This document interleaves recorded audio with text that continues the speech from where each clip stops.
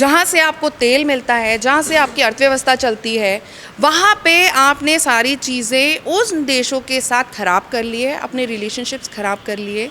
उन देशों के साथ आप रिलेशनशिप बढ़ा रहे हैं जहाँ से आपने पेगासस खरीदा, जहाँ से आपने विपक्षी लोगों पे जासूसी करवा के उनके डिटेल्स निकलवाए।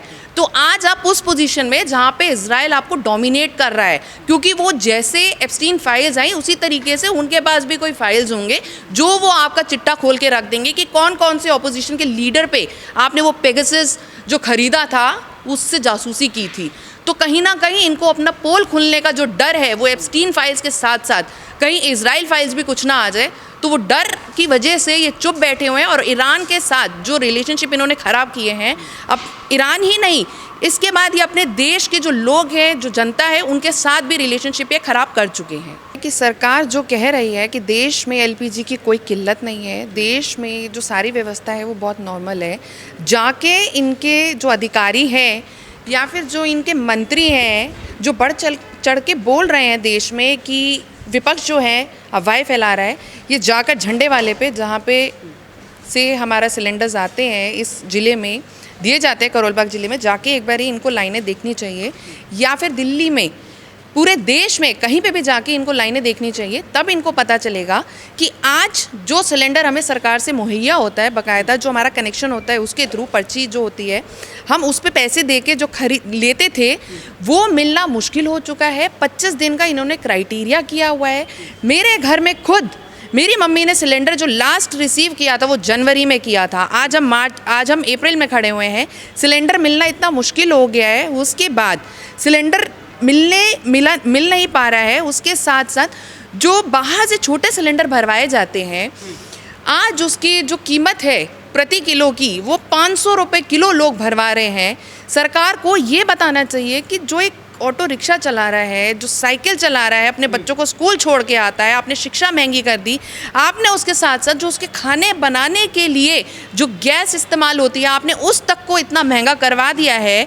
जहाँ पे आप कह रहे हैं, रोज़ न्यूज़पेपर में आता है कि 50% कंजम्पशन बढ़ा दी है, तो कंजम्पशन बढ़ती हुई दिखनी तो चाहिए, चाहे वो महिलाएँ हो, चाहे वो देश हो, चाहे वो लोग हैं, किसी को कुछ नहीं मिल पा रहा है। इनकी व्यवस्था पूरी ठप हो चुकी है, चाहे वो डिप्लोमेटिक रिलेशनशिप पे ले लीजिए आप विश्व स्तर पे, या फिर अपने देश की रणनीतियाँ ले लीजिए। लोग हाहाकार से चिल्ला रहे हैं, चाहे वो गैस के मुद्दे हो, चाहे वो पढ़ाई का मुद्दा हो, चाहे वो नौकरी का मुद्दा हो, महिलाओं के मुद्दे हो, दलित के मुद्दे हो।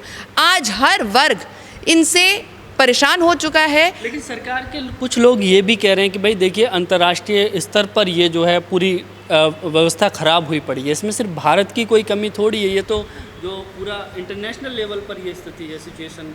तो देश के लोग ये जानना चाहते हैं कि आपकी क्या रणनीति है।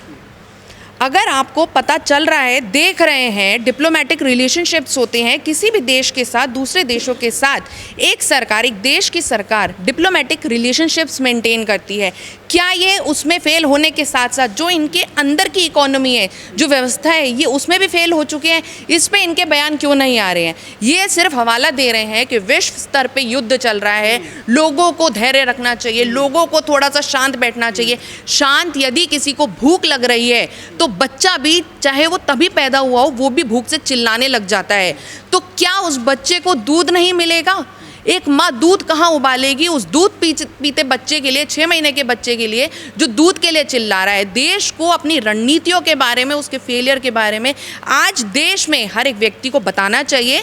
जो गोदी मीडिया पूरे दिन न्यूज़ चलाती है, पूरे दिन तारीफों के पुल बांधती है, इनको ज़रूर सरकार से सवाल पूछने चाहिए। और अगर ये नहीं पूछ पा रहे तो मेरे जैसे लाखों करोड़ों लोग हैं जो सरकार से सवाल पूछ रहे हैं और ये जानना चाहते हैं कि इनकी आंतरिक व्यवस्था, इनकी जो आंतरिक रणनीतियाँ हैं, पॉलिसी हैं, उस पे इनका क्या जवाब है।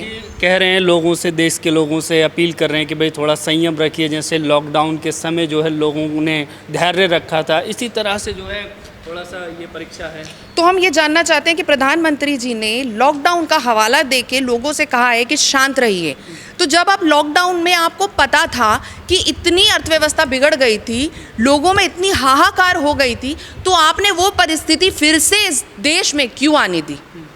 उस समय आपने वैक्सीन्स निकाले, उस समय आपने जो है राशन के बहुत सारी चीज़ें कहा कि हम दे रहे हैं, जबकि कोई भी वादा पूरा नहीं हुआ। लॉकडाउन आपने डिक्लेयर कर दिया, जो ग्रामीण क्षेत्रों से लोग आके दिल्ली मुंबई इधर उधर जाके काम कर रहे थे, उनको बस पकड़ना तक मुहैया नहीं हो पा रहा था। लोग पैदल जा रहे थे, कितनी लाशों को ढोके, परिवारों के अपने सदस्यों की लाशों को ढोके लोग अपने घर तक पहुंचे थे। उसके साथ साथ क्या प्रधानमंत्री जी हमें ये भी बता देंगे जो पीएम केयर रिलीफ फंड उस समय हुआ था उसका क्या हुआ, क्या उस पे जो ब्याज आ रही है या फिर जो प्रिंसिपल अमाउंट थी वो कहाँ गई, उसका क्या हो रहा है इस देश में, वो कहाँ इस्तेमाल की जा रही है। इस पे प्रधानमंत्री की प्रतिक्रिया हमें ज़रूर चाहिए जब वो मन की बात करते हैं। तो कुछ लोग खबरें आ रही हैं कि कुछ लोग जो मजदूर दिहाड़ी करने वाले लोग हैं वो दिल्ली छोड़ करके जा रहे हैं। बातें नहीं आ रही, आप जाके देखिए, आप सीपी चले जाइए, ज़्यादा दूर नहीं, यहाँ पे हम बाबा साहब अम्बेडकर भवन में खड़े हुए हैं झंडे वालन पे। यहाँ से थोड़ी दूर पे जो ठेले लगाते हैं वीडियोकॉन टावर के पास, कनॉट प्लेस में जो दुकानें हैं, ज़्यादातर जो मज़दूर थे वो अपनी अपनी दुकानें बंद करके या ठेले बंद करके जा चुके हैं, क्योंकि आज जो सिलेंडर मिलना चाहिए वो सरकार से नहीं मिल रहा है और जो उसकी कीमतें हैं सिलेंडर भरवाने की वो 400 से 500 रुपये प्रति किलो हो चुकी है। तो लोगों के पास अब काम करने के भी जरिए बंद होते जा रहे हैं। सरकार को इस पे ज़रूर प्रतिक्रिया देनी चाहिए कि जहाँ पे लोग एक तरफ, जब आपने कहा था कि पकौड़े बनाओ, ठेले लगाओ, पकौड़े तलो, तो आज वो पकौड़े कहाँ पे तलेंगे। जनता जानना चाहती है, इन सवालों का जवाब जनता उस सरकार से जानना चाहती है जो मन की बात करती है, जो टीवी पे आके चीज़ों पर महंगाई भी बढ़ गई, रेट भी बढ़ गए हैं चीज़ों पे। जी रेट तो बढ़ ही गए हैं। ये देखिए ना, जब आप 5,000 रुपये का सिलेंडर मार्केट में मिल रहा है, 500 रुपये किलो की गैस अगर मिल रही है सिलेंडर में भरवाने के लिए, तो चीज़ों के दाम दुकानदार अपने आप ही बढ़ा देंगे। जीएसटी इन्होंने पहले लागू किया, बहुत वाहवाकार हुई, जीएसटी हटा दिया तब भी बहुत वाहवाकार हुई। पर अगर आपने ये गौर किया हो कि जीएसटी के टाइम पे जो दुकान वालों ने पैसे बढ़ाए थे, 18% पे जो पैसे बढ़ाए थे, उन्होंने बाद में क्या कहा, हमने पैसे इसलिए नहीं कम किए क्योंकि हम ऑलरेडी बढ़ाने वाले थे। तो अगर 200 रुपये की चीज़ फॉर एग्जांपल 300 रुपये की हो चुकी थी जीएसटी के बाद, तो जीएसटी कम होने के बाद भी उन्होंने वो कम नहीं की। उन्होंने कहा हम तो रेट बढ़ाने वाले थे, तो वो 300 रुपये का 300 रुपये ही रह गया। जीएसटी हालांकि अबॉलिश हो गया, फिर भी दामों पे कोई फ़र्क नहीं पड़ा, दाम कम नहीं हुए चीज़ों के। तो अभी क्या लग रहा है आपको, ये जो वॉर चल रहा है, ईरान, इजराइल और अमेरिका भी इसमें शामिल है, क्या भारत को, अगर कहा जाता है कि भाई जो इतिहास में अगर हम देखते हैं तो भारत की जो रिलेशन है वो ईरान से अच्छे रहे हैं, और अभी इजराइल से जिस तरह से मोदी जी गए थे इजराइल में, उनसे मुलाकात की थी, तब से जो है और ज़्यादा ये क्राइसिस बढ़ गया गैस का। क्राइसिस तो बढ़ेगा ही। जहाँ से आपको तेल मिलता है, जहाँ से आपकी अर्थव्यवस्था चलती है, वहाँ पे आपने सारी चीज़ें उन देशों के साथ ख़राब कर लिए, अपने रिलेशनशिप्स ख़राब कर लिए। उन देशों के साथ आप रिलेशनशिप बढ़ा रहे हैं जहाँ से आपने पेगासस खरीदा, जहाँ से आपने विपक्षी लोगों पे जासूसी करवा के उनके डिटेल्स निकलवाए। तो आज आप उस पोजीशन में जहाँ पे इजराइल आपको डोमिनेट कर रहा है, क्योंकि वो जैसे एप्स्टीन फाइल्स आई उसी तरीके से उनके पास भी कोई फाइल्स होंगे जो वो आपका चिट्टा खोल के रख देंगे कि कौन कौन से ऑपोजिशन के लीडर पे आपने वो पेगासस जो खरीदा था उससे जासूसी की थी।